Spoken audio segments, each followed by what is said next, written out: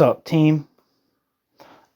This is from the Trotsky Reappraisal, a volume edited by Terry Brotherstone and Paul Dukes. This is actually, I'm going to read the conclusion to this book first, just to see, get a flavor for the book as a whole. I don't know how much of the book I'm actually going to read. So here we go. Well, actually, I got to get to it first.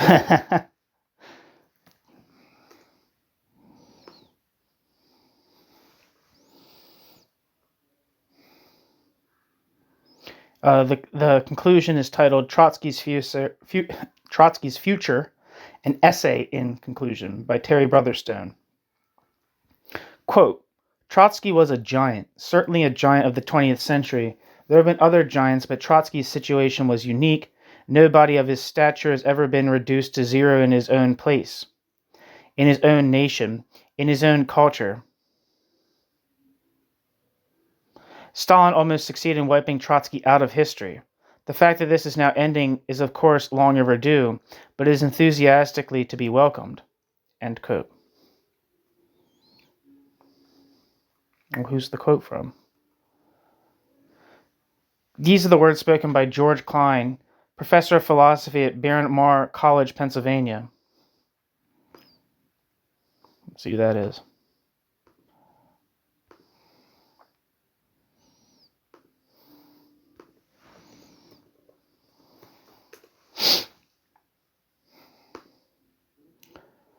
Wikipedia says that George Klein lived from 1921 to 2014 and was a philosopher, translator, especially of Russian poetry and philosophy, and prominent American specialist in Russian and Soviet philosophy. Author of more than 300 publications, including 2 monographs, 6 edited or co-edited anthologies, more than 165 published articles, book chapters, and encyclopedia entries, over 55 translations, and 75 reviews. The majority of his works are in English, but translations of some of them have appeared in Russian, German, French, Spanish, Portuguese, Polish, Serbo-Croatian, Korean, and Japanese. George Klein is particularly noted for his authoritative studies on Spinoza, Hegel, and Whitehead. He was president of the Hegel Society of America from 1984 to 1986, and president of the Metaphysical Society of America 1985 to 86. George Klein has also made notable contributions to the study of Marx and the Marxist tradition. He attended Boston University for 3 years, from 1938 to 41, but his education was interrupted by service in the U.S. Army Corps during World War II, for which he was awarded the Distinguished Flying Cross.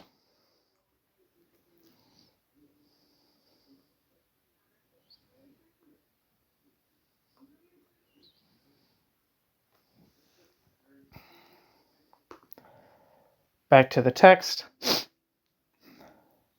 George Klein was participating in the concluding plenary session of the conference, Trotsky After 50 Years, from which the essays in this book derive.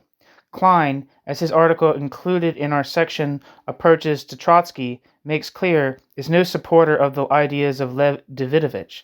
This makes his judgment on Trotsky's significance the more striking, the more appropriate to head a short conclusion, particularly since it is in the nature of this conclusion that it is also a beginning. What is beginning, in my view, is a new stage in the study of Trotsky, Trotsky's role in 20th century history, Trotsky's ideas, and Trotsky's significance. Herein lies the central importance of this volume. No single reader could approve of everything in it. The collection is deliberately eclectic, the viewpoints of the contributors diverse.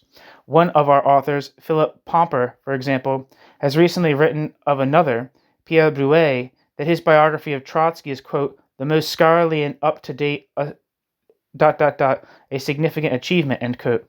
But he goes on, quote, one might have bones to pick with Bruet's larger framework, his faith in Marxism-Leninism, his sense of Trotsky's heritage, and his belief in the relevance of Trotsky's ideas in this new era, end quote.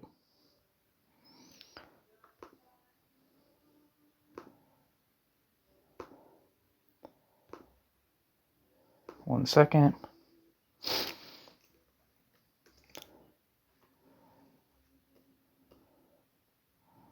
All right, sorry, I had to duplicate the page to get to a footnote.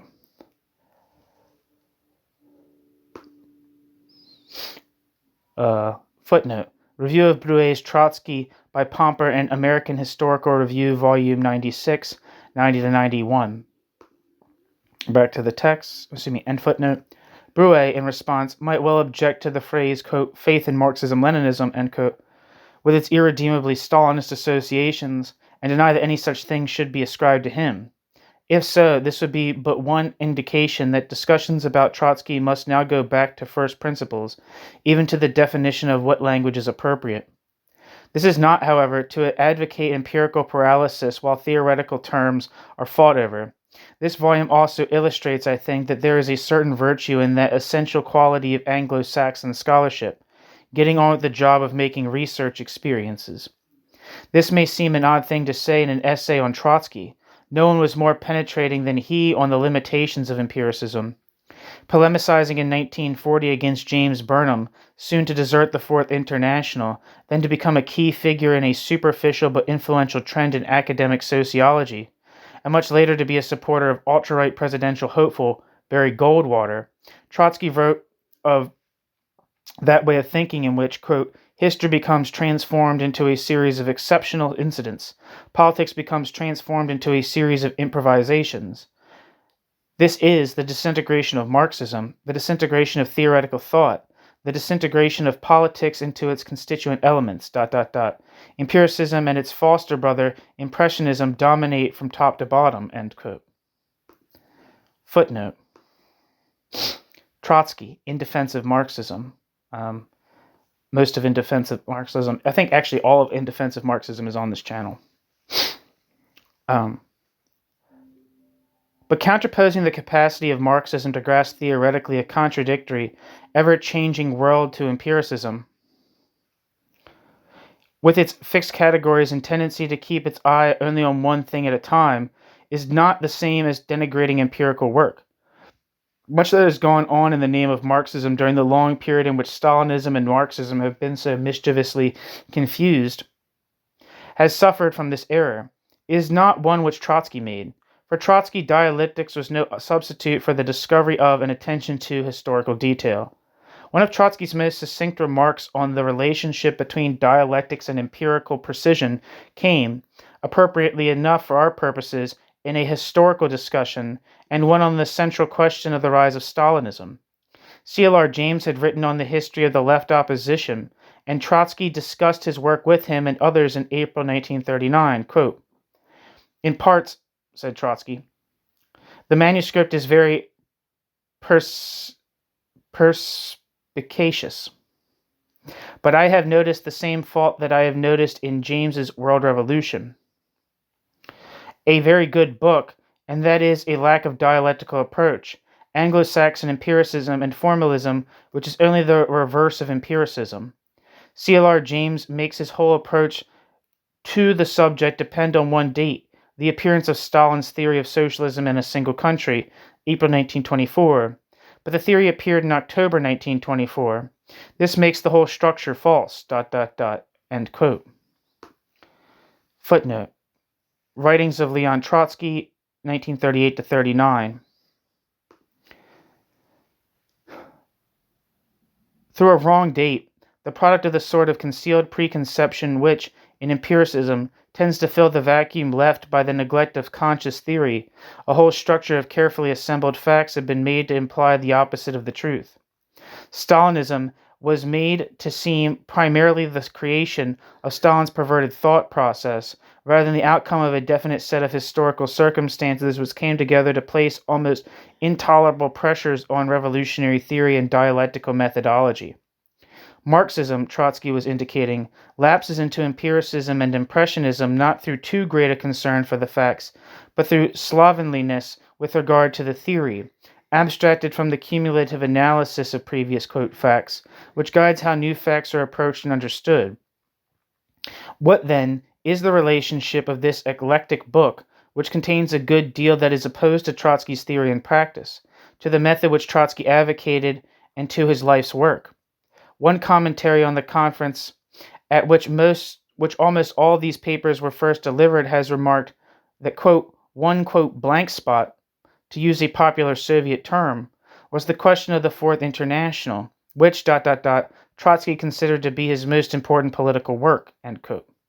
Not only is the criticism of fair criticism appropriately made in a journal, Revolutionary History, which provides an invaluable service by devoting itself to the much neglected subject of the history of the Trotskyist movement, it is also worth commenting on for two reasons.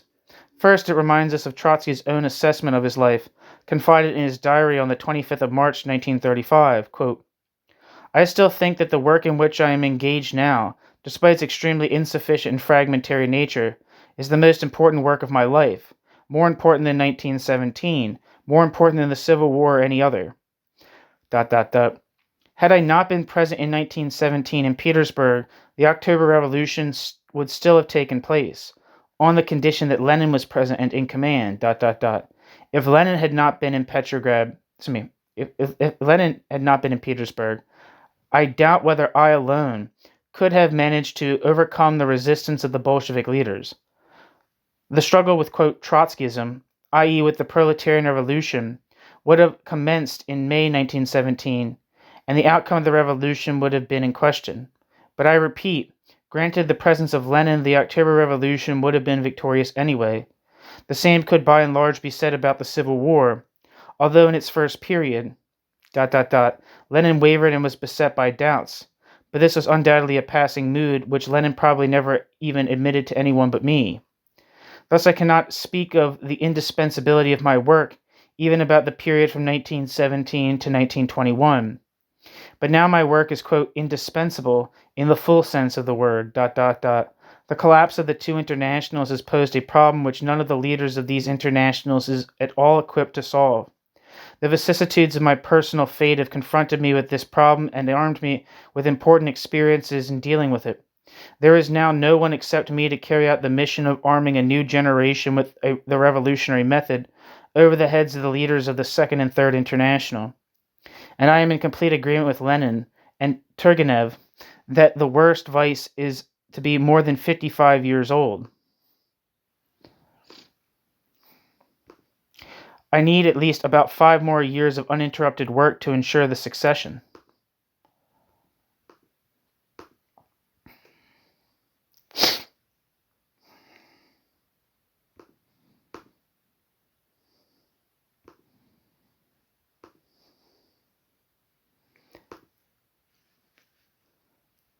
Footnote. Trotsky's diary in exile. End footnote. Secondly, our Revolutionary History journal critics point us to the truth, obvious but worth stating, that this most certainly is not a, quote, Trotskyist book, neither in a scholarly nor a fortiori in a political sense.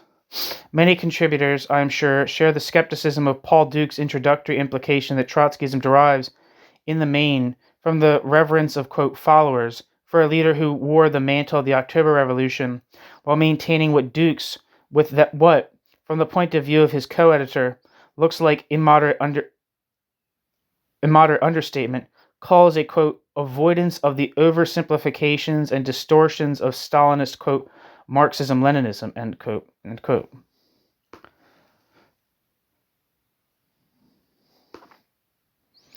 Pomper's disclaimer of the, quote, relevance of Trotsky's idea in this new era, end quote, has already been quoted.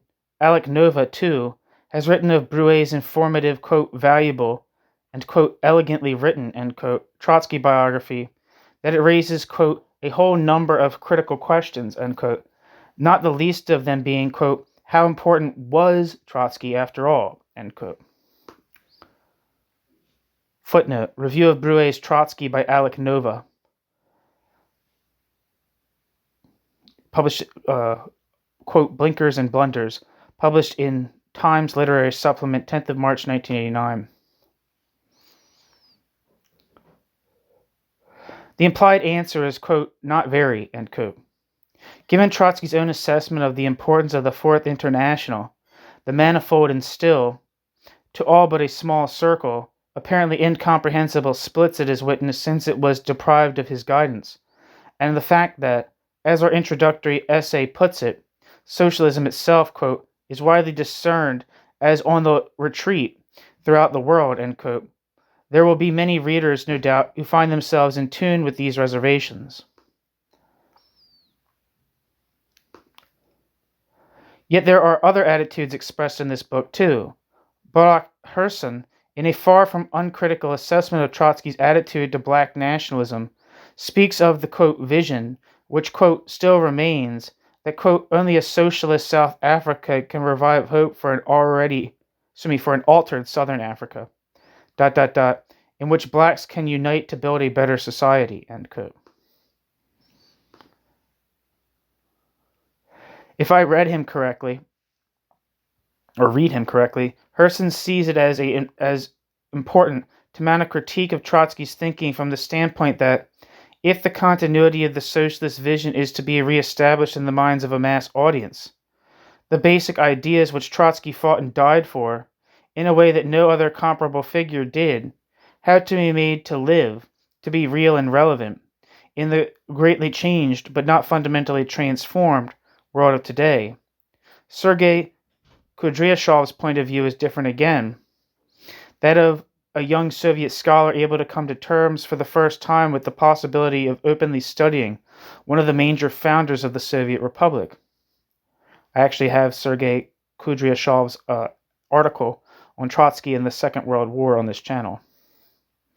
Kudryashov reaches the striking conclusion that, quote, if by Bolshevism we understand profession of the ideas of historical and dialectical materialism, struggle for the interests of the oppressed, devotion to the idea of proletarian revolution and dictatorship of the proletariat, and honesty in struggle against ideological opponents, then at the end of the 1930s, Trotsky was a greater Bolshevik than the whole of the Communist Party's Soviet Union, end quote.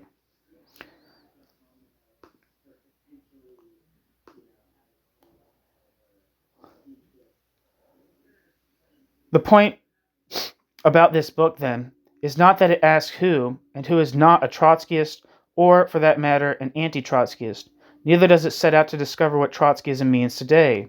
Yet there can be no meaningful definition of Trotskyism which does not include the fact that the term came to take on a positive identity, one with which relatively small but significant numbers of courageous people were proud to claim for themselves, only in opposition to Stalinism.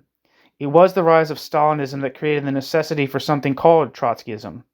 And the coherence, the unity, the dialectical unity, if you like, of this very varied book comes from a recognition that it is possible because of the disintegration of Stalinism, or what is orthodoxly, if misleadingly called, quote, communism, in Eastern Europe. With regard to the conference, this was recognized in their different ways by North American, Western European, Eastern European, and Soviet, and by pro-Trotskyist, anti-Trotskyist, and non-Trotskyist contributors alike. When a discussion like this can take place about a uniquely controversial, quote, giant of the 20th century, it clarifies as nothing else could in quite the same way that we are living in a new and very challenging period. There is space for only a few quotations to reinforce the point. Herson, recalling his contribution to the final session of the conference, has written, quote, I said how good it was to meet with persons from the other side of the, quote, curtain. Whatever our differences, there was now the possibility of a dialogue with people cut off from us for so long. Also, at last, we could hope that their access to the archives would provide us with material to fill in the gaps in our knowledge of the earlier revolutionary period, end quote. Footnote. Letter to T. Brotherstone. Unfortunately, Herson's original spoken contribution coincided with our only tape recorder breakdown of the conference. End footnote. Quote, the Stalin era, end quote.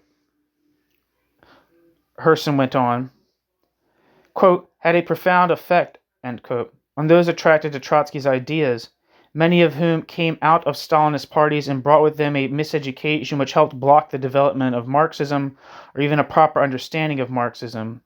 The GPU terror reached deep into the Trotskyist movement, making creative theoretical work almost impossible.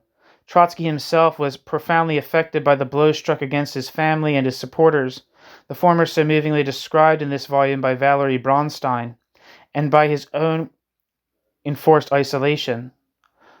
Following up Herson's point, Cyril Smith spoke of the, quote, terrible conditions under which Trotsky's ideas were developed, end quote, in the 1930s, when, according to many accounts, he would often, quote, in the morning say to his wife Natalia, quote, well, we're still alive today, end quote, end quote.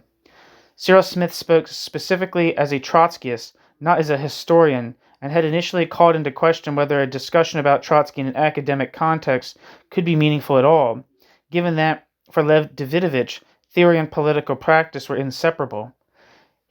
Cyril Smith concluded, however, by commenting that, after 40 years in the Trotskyist movement, he had learnt or relearnt two things at the conference.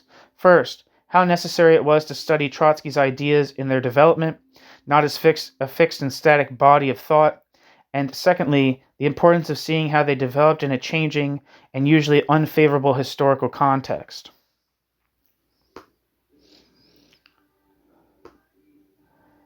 These comments are not, I think, a soft-headed concession by a revolutionary Marxist to academic liberalism, engendered perhaps by the bonhomie born of a most unusual conjuncture, a week of uninterrupted sunshine in Aberdeen. Rather, they point to two important aspects of the truth, which might otherwise have gone unremarked at the conference. First is the simple fact that Stalin did not succeed, quote, in wiping Trotsky out of history, unquote, and that this was due not to divine intervention, but to a very human struggle. However imperfect, confused, and sometimes seriously distorted their efforts may often have been, the courageous defiance of Trotskyists in the face of both Stalinist and capitalist repressions has been a major factor in preserving a continuity of basic knowledge about Trotsky on which, in the new circumstances of the 1990s, historians can now build. If sunlight is now indeed to fall upon previously darkened archives, it is important that scholars, as they bask in it, do not forget these bitter and often fatal struggles. Secondly, Cyril Smith's remarks prompt the thought that the conference and this volume have a broader significance which derives, contradictorily, from their own necessary limitations, from what it would have been impossible to accomplish within the confines of one pioneering set of seminars or one book. Trotsky as a historical figure is inseparable from the October Revolution, which the efforts of revisionist historians notwithstanding, is likely to retain its status as a, if not indeed the, central event of the 20th century. The reappraisal of Trotsky implies a re-examination of every aspect of this event, its origins, its theoretical inspiration, its practical conduct, its international reverberations, its historiography, its degeneration, and the struggle against that degeneration based on a confidence, certainly so far as Trotsky was concerned, in world socialist revolution. This is not the place to attempt to indicate even a selection of the vast and growing academic and political literature which exists to aid this task, but it is perhaps the occasion to suggest that it is a task which goes beyond historical retrospection per se to the most crucial questions of our own age. This is, of course, a personal point of view. It is encouraged, however, by a positive account of the Aberdeen Conference by Sergei Kudryashov in Vaprosy Istorii KPSS. Footnote. That's just a magazine, I guess, or a journal. Sergei Kudryashov comments that its value was to an important extent a product of the way in which it set out not simply to discuss Trotsky historically, but also to evaluate his heritage from both a Soviet and an international point of view. A number of the liveliest debates, he observes, took place in the specifically economic stream of seminars, made possible by the generosity of the Nuffield Foundation. Some of the differences of opinion, in which will be clear from the papers by Alec Nova, Agota Goulet, and Hillel Tickton. The Trotskyist present, remarks Kudryashev, I think it's Kudryashov. Sorry, it's not spelled the same way twice in this paragraph, and I forget myself. The Trotskyist present, remarks Kudryashov, played an important role in some of these debates, particularly those which sought to evaluate Trotsky's economic views from the standpoint of today's problems. in that their skepticism at what they see as, quote, market euphoria in the USSR helped to stimulate productive controversy. Once again, the unity and integrity of the discussion came not from arriving at agreed solutions, but from the remarkable degree to which it was possible for scholars coming from quite different starting points to define important questions. This is, I think, what R.V. Daniels meant when he spoke of, quote, how the thinking in this conference has converged, end quote, on the, quote, central problem of Trotsky's ambiguity, ambivalence, contradictions, and some central personal and political questions. He referred particularly to Trotsky's relationship to Lenin, to the Bolshevik Party, to the revolution, and to the possibility of achieving socialism in Russia. In all these respects, the study of Trotsky raises central questions, key contradictions. The very magnitude of Trotsky's personality in so many fields of achievement in Daniel's view led him, at almost every turn, to appear as either an isolated or a dominant individual, rather than being simply part of the general story. For this reason, Daniels concluded, the different episodes in Trotsky's life provide, quote, tremendous stimulation for future inquiry, into the whole problem of what the further study of Trotsky's successes and failures may tell us about the evolution of the Soviet phenomenon, end quote. This book, then, is offered as a working tool, a stimulation to further study, a publication as important for those things in which This book, then, is offered as a working tool, a stimulation to further study, a publication as important for those things in it which are provisional, speculative, and even may be proved wrong, as for the many new things it contributes to knowledge which will stand the test of time. And as editors, even if we had been arrogant enough to believe that we could do so, we have not seen it as our task to point the readers to what he or she should agree with or have reservations about. Each reader will make up her or his mind about that. Nor have we tried to select contributions that might lead to some synthesized conclusion about Trotsky, despite the fact that more than 50 years have now elapsed since Trotsky's assassination. It will not have escaped attention that, if we had set out with such a goal, we would have had great difficulties, not least because we would not have been able to agree between ourselves. One of us holds that the future significance of Trotsky will be determined in the struggle of the oppressed for a truly human world, the other that the world has changed too much for his ideas to be of direct relevance to the achievement of that desirable end. It has not been necessary to resolve that basic difference between us in order to agree that the importance of Trotsky in academic study and intellectual discourse is only beginning to be internationally recognized. In this recognition lies the unifying claim of this book to the reader's attention. The end. Thank you so much for listening.